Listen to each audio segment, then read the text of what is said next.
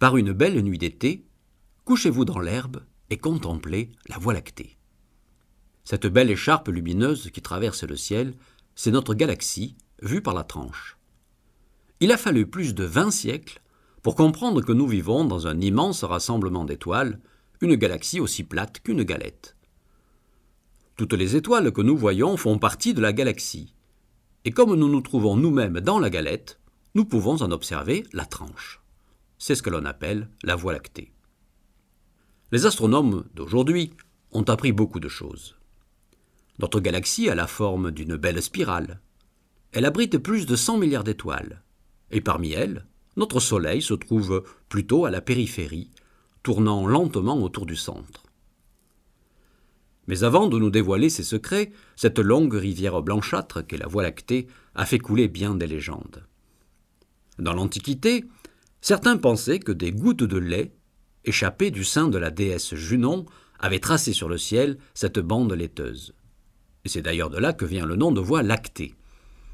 D'autres voyaient une route battue par le passage continuel des voitures célestes qui la parcouraient. Mais la légende que je préfère est celle de Phaéton et le char du soleil. Voici ce que l'on racontait en Grèce il y a plus de 2000 ans. Les coursiers du soleil. Il était une fois un jeune homme, dont le père, Hélios, était le dieu du soleil. Sa mère, Clymène, était une simple mortelle. Afin de rendre hommage à la divinité de son mari, elle décida d'appeler son fils Phaéton, qui en grec signifie « celui qui brille ». Phaéton aimait beaucoup se vanter de son origine divine. Et un jour, un de ses amis le met au défi de prouver qu'il est bien le fils d'un dieu.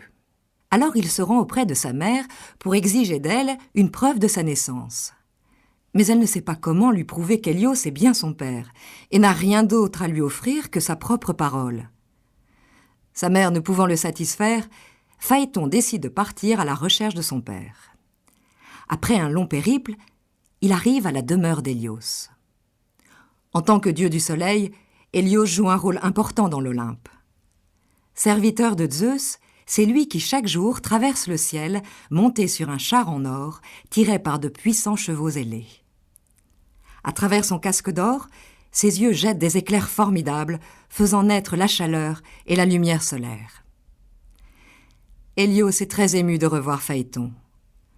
Le jeune homme s'agenouille devant lui et le supplie de lui accorder une faveur qui prouvera aux yeux de tous qu'il est bien son fils. Sa demande lui semble légitime, et Hélios s'engage à lui accorder tout ce qu'il désire. « Très bien, répond Phaéton. Alors, laissez-moi conduire votre char pendant une journée entière. » Hélios est horrifié par la demande de son fils. Il lui explique qu'il est impossible pour un mortel de conduire le char du soleil. Ce projet est tout simplement insensé, et il l'implore de le délier de sa promesse. Mais le garçon s'entête, et Hélios, lié par son serment, est contraint d'accepter. Alors, la déesse de l'aube ouvre les portes des cieux et Phaéton monte sur le char flamboyant. Après avoir tenté une dernière fois encore de le faire changer d'avis, le dieu du soleil montre à son fils la route qu'il doit suivre dans le ciel.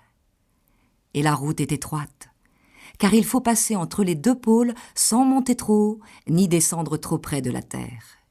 Mais Phaéton, trop excité par l'aventure, n'écoute pas son père, et il se laisse emporter par les 4 coursiers impétueux.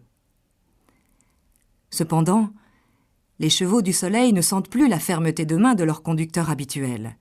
Les rênes ne sont plus aussi tendues, et le char n'est plus aussi lourd qu'à l'ordinaire. Il se rue à travers l'espace dans une course folle que l'infortuné Phaéton ne parvient pas à maîtriser.